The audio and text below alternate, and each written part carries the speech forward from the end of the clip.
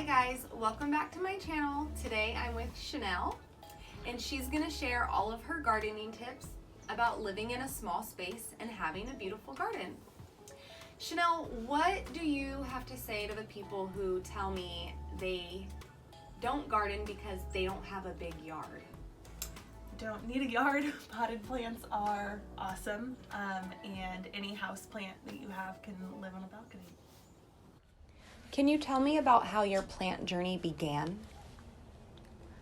Yeah, so I moved into the studio that had a really pretty balcony, and I wanted to fill it up with plants. A lot of the plants I started with did not make it to where we are today, because simply I just didn't know which plants would survive, given my my light restrictions, because I don't get a lot of natural sunlight.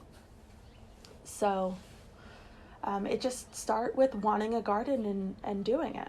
Tell me about your outside desk. I just love the thought of having an extension of your home outside. Well, I've always wanted a desk, so when I got the opportunity, someone donated a desk to me, I took it, even though I didn't really have space for it. So it lived a couple moons inside, but it didn't really work out with the space that I have. So I decided to move it outside because I do have a covered balcony. I have electricity out here. We are in California, so we get pretty good weather. What is your trick to keeping your plants alive? I don't have a trick.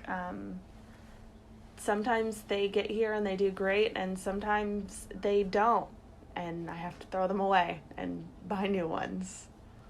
That's awesome. So you just kind of learn as you go, and if it doesn't work out, then survival of the fittest, right? It's definitely trial and error, yeah. You have to know which plants work well for you. I, for example, don't get a lot of light on my balcony, and I love flowers, but I can't grow them here.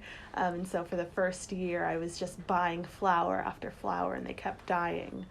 And then I realized that I need some shade-loving plants. Do you know the names of any of the shade-loving plants that you currently have? I have quite a bit of ferns. They are really chill, love them.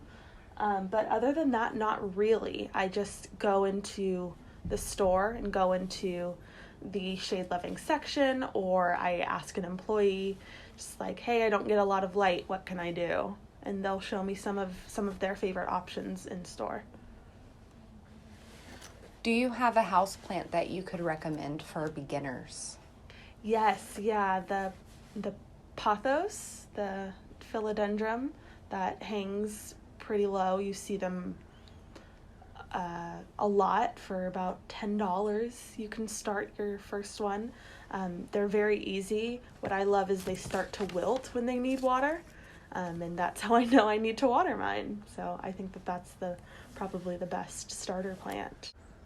Do you have a watering schedule? Yeah, I water certain plants once every 2 weeks, and others, like my succulents, maybe once a month.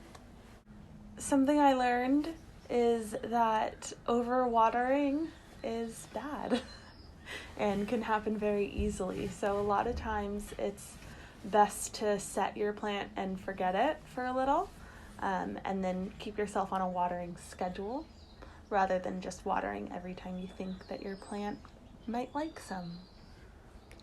Do you feed or fertilize your plants right now? I do have a liquid fertilizer that I would add to water. How often would you say you do that? Not very. Like once in the season, or once a year? Yeah, I would say once in the season. But it really does depend on the plant. Usually when you buy a plant, you'll get some basic care instructions on the label. The big thing I hear is I'm too busy. I'm too busy for plants. Can you tell me a little bit about your schedule? Yeah, so I like to leave my plants alone for the most part, especially because my first couple years I was overwatering and they were dying. And so I thought that they were dying because they needed more water, so I would just water them more. So I think that that's totally fine. Just get plants that can live with being left alone, which is honestly most of them, unless you have very big flowering plants. They might need a little more attention. I tend to go towards more ferns and shade-loving plants and succulents that can be left alone. So I pick my plants for my lifestyle. And do you work a full-time job? I do, yeah. So I work a full-time job and I go out quite a bit, and I even will go on vacation for a week and leave my plants without having to worry about them because I know that they'll be fine without water for a week. What are the benefits that you get? Well, firstly, I think it's so pretty to have lots of live plants around. I think that it's also very rewarding to see that you had a part in watching something living get bigger or multiply.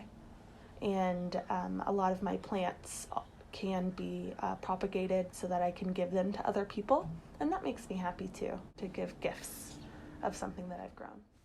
Thank you so much for all of the amazing tips that you've shared today. Follow my Instagram at Gypsy's Healing Herbs. We're going to come back in June when all of the plants are blooming and Shanelle has food growing on her balcony. Give this video a like. If you have any questions, leave it in the comments and I will make sure to ask Shanelle. And stay tuned for the next episode. We're going to be showing you how to do a worm compost bin on a small balcony.